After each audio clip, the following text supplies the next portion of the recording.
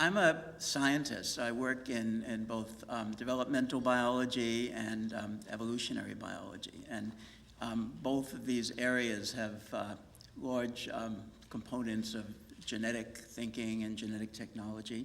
And always tracking the news to see how the findings of these fields are being purveyed to the public and being discussed in the public. And so every week you come across newspaper articles, and some things over the last month or so that have really hit home are the University of California, Berkeley call of their incoming undergraduates to provide DNA samples so that they can get an idea of what they're susceptible to in a number of different genetic loci, and get an appreciation of genetics. Okay? In addition, there was a recent scandal. The office of the government accounting office investigated 23andMe, which is a private genetics analysis firm that's run by Anne Wojcicki, who's the wife of Sergey Brin, who founded Google. And they basically provided incorrect information to people who sent their DNA to them. So there's a whole bunch of problems about the reliability of the technology.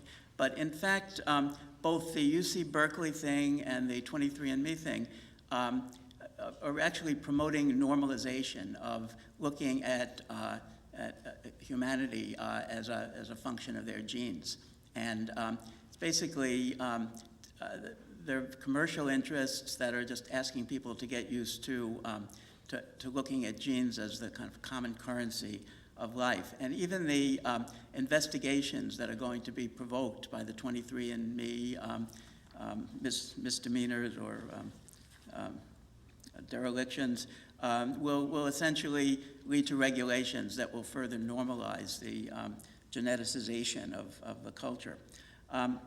There was also recent questions about Google. This is not related to biology so much, but Google's use of information and the privacy that they afford to the people that they collect information from.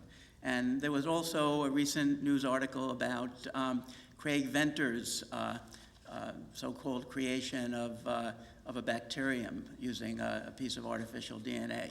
And then finally, there was a New York Times newspaper article about the Singularity Institute, which is, again, funded by Google. And it's, we've heard about the singularity from George Annis, and it's the idea that humans are going to pass some threshold because of the growth of technology. And the Singularity University near Palo Alto is devoted to these ideas with consideration, according to their website, of the prospects for germline genetic engineering.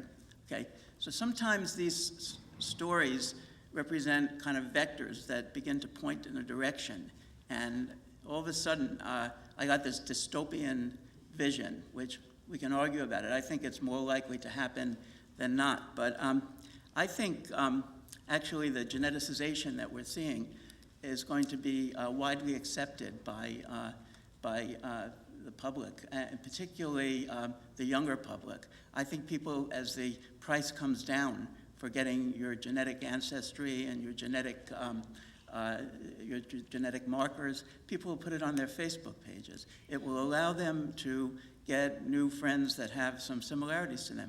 And of course, there are many good arguments about why genes are not determinative of traits, and the ancestry is inaccurate, and so on and so forth. It doesn't matter. Genes work not as causal agents so much, but in a populational and statistical sense.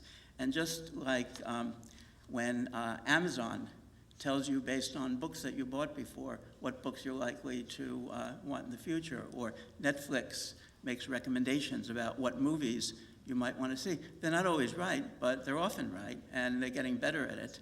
And similarly with genomics, I think that people will accept these genetic markers. They won't reject them. they will revel in them. So what is, given this probability of the widespread acceptance of genetic information as being a currency of social networking, what can we do about it? It would be somewhat innocuous, except for the fact that it is possible to reconfigure genes. And again, this is not a very accurate and precise technology right now, but it's getting better. What Craig Venter did, well, at first it was portrayed as, I have the title here, creation of a bacterial cell controlled by a chemically synthesized genome. Well, they just copied the DNA and put in an extra marker so they could identify that their copy was used. So they didn't really create a new life form. And science is very, very far from being able to create a new life form. They can copy life forms. But nonetheless, even though DNA has recently been disqualified from being patented by a court decision, genetically modified organisms are still patentable. And Craig Venter's creation of the bacteria, because it was a genetically modified bacterium, it was patentable. And mice that have genetic changes are patentable. And presumably, humans that have genetic changes, maybe they're patentable or not. If they're kind of more than human, as the transhumanists and the singularitarians would like, maybe they would not be patentable. But if they're less than human and they can be used as organ donors or something, maybe they could be patentable.